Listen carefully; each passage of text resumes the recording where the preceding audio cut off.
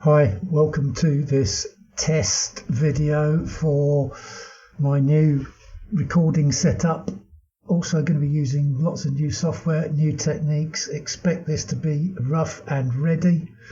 I can see a problem with it already, but there you go. Let's jump straight into it. Let's look at what the hardware we're going to test. These little traffic lights that are really quite handy, save a lot of wiring.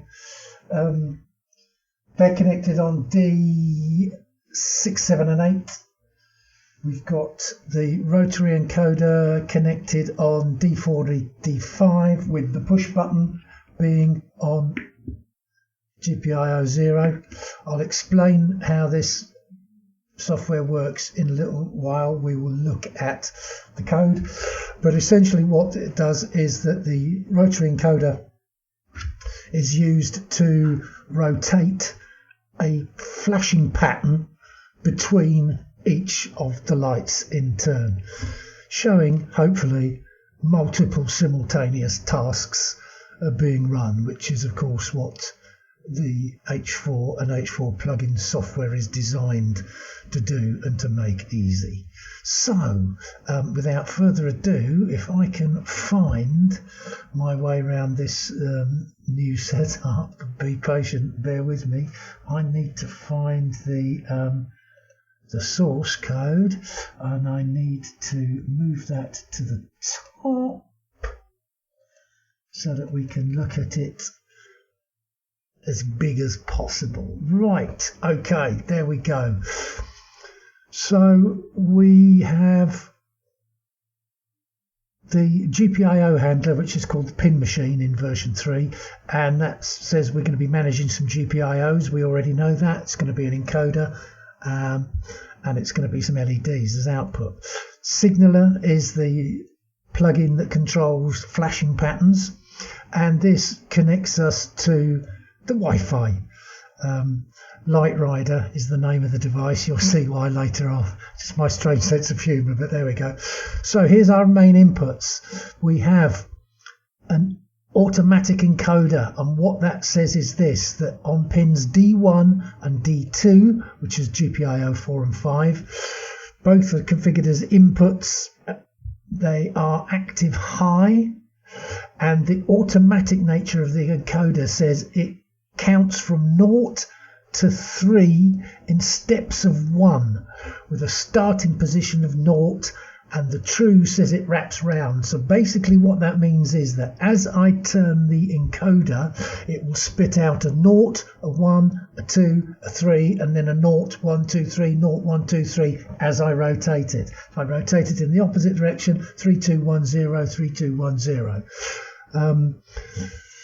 We have a latching switch on 0, which means you press it once, it locks on, press it again, it locks off. That's on GPIO 0. It's an input pull-up. It's the normal boot switch. It's active low, which means it's on when you press it down, and it's debounced for 15 seconds. So there's the inputs. The outputs are these 6, 7 and 8, which are the red, orange and green LEDs, and the built-in LED, which is the blue one. So we have 4 LEDs in an array, and then we have what is known in H4 terms as the global event handler. And what that says is take any event that occurs on a GPIO pin and send it to a function called onGPIO. Here's onGPIO. We'll look at what that does in a second, and then we'll have a play, show you everything that actually happens.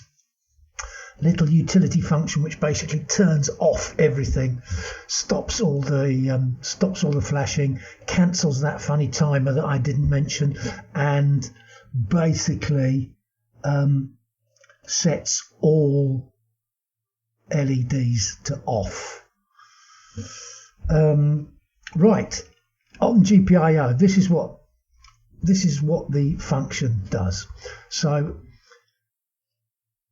0, that's the GPIO pin. When that gets latched on, we stop everything, and basically we just crank the style up by 1. And then we use some H4 functions to pulse the pin which corresponds to the style 0, 1, 2 or 3, so that we can tell which style is going to occur next. It just pulses that 3 times to let you know it's been selected. So what happens in real life, as you'll see, is when you press the center button on the encoder, all the LEDs turn on. You press it again and the next selected one gives a 3 blip pulse. So here is what the styles do. When it's in style 0, it just turns on the current LED, turns off everything else. The other way round, but you get it. So as you rotate the encoder, it just lights each separate LED in turn. Style 1 is it flashes the pin. It's like a blinky, 500 milliseconds on, 500 milliseconds off. Case 2, this is what the timer is for. We get, again, using H4 features, we have a random pattern of between 75 and 500 milliseconds each time we pulse the pin for a random value between 15 and 35 milliseconds. So it gives it a kind of random flicker type of effect. Case 3, according throb, it basically applies this PWM value for this length of time, and it fades it up and down, making it look like it throbs. So without further ado, let's move that out of the way and let's look at that actually working. So I can't remember what position that's in at the moment. We'll find out shortly, but before we do, let us have a look at the new web user interface, which should map what's happening on the physical device. There we go. So as we can see, the GPIO 0 is currently in the off state, logical off. It's not pressed. So let's rotate the button. Let's rotate the knob and see what happens. Okay, so we're in the flashing mode. Rotate again, rotate again, rotate again, and so on and so forth. Now everything's fully debounced, so you can kind of do that as quickly and as slowly as you want. Once you let it rest, that's the pattern. So let's move it on to the next cycle, which is press and hold, let go. So we can see on the user interface, we can see that we can see that it hasn't all come on. That's a bit naughty. Something might have gone wrong there. But then when we press it again and let go, the green tells us that that's the next pattern. And that's that funny random twinkly pattern thing. That's the random pulsing. And again, moving the encoder just moves that pattern around the LEDs. So let's go to the next pattern. And off again. The blue one that time, and I think we now get, we get the throb. You see the pulsing there? So it's actually fading and coming on stronger again each time we move it around. That should put it back to the normal one, which is just to move the solid light.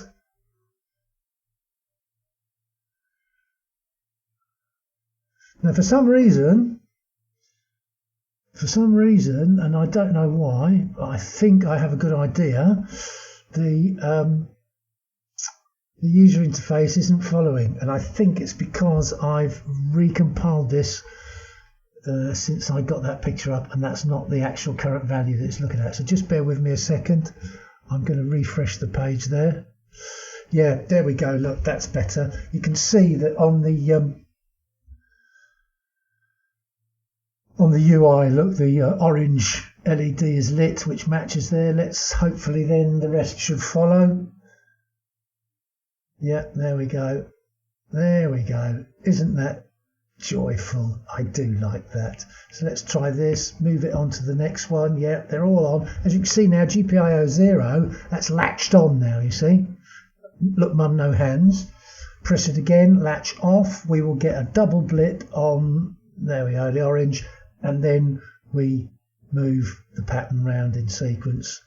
And we just take our hands off and watch it follow what's happening in the real world. Well, I think that's been plenty long enough. It's just about 10 minutes, but there we go. Please comment on it, especially the technical quality. That's what matters to me most. I need to know how the sound sounds to you, and I need to know the video quality there. So they're as important as the amazement that you obviously now feel at the software running on that ESP8266. Thank you for watching, and very soon I shall start producing a whole series of videos on how to use H4 plugins, H4, and all of my other menagerie of libraries, including Aardvark TCP, Pangolin MQTT, Armadillo HTTP, and various other animals that haven't been born yet. Take it easy. See you again next time. Bye bye.